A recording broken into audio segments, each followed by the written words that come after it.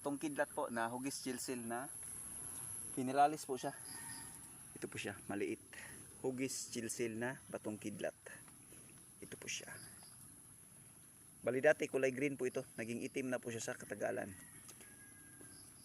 At likas po siya nagawa ng kalikasan na hindi po siya sahasa sa grinder, na ganito po itsura niya. Ito po siya.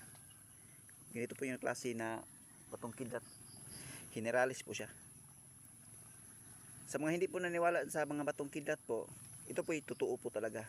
Pag tumama po kasi yung kidlat sa lupa o sa mga buhangin, may naiwan po kasi na bagay na sa atin, dito lang sa atin tinatawag na ngipin ng kidlat. Pero sa sinsya, ito po yung tinatawag na thunderstone, petrified lightning, o fulgurite.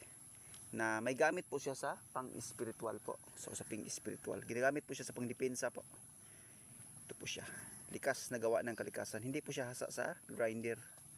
Na naging ganito po yung tsura niya. Yan po yung mga genuine po ng mga batong kidlat.